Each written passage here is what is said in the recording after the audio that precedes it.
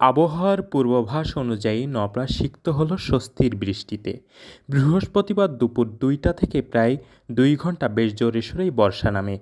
গত কয়েকদিন তাপমাত্রা বেশি থাকায় বৈশাখের শুরুতে এই বৃষ্টিতে শীতল হল নবলার মাঠঘাট।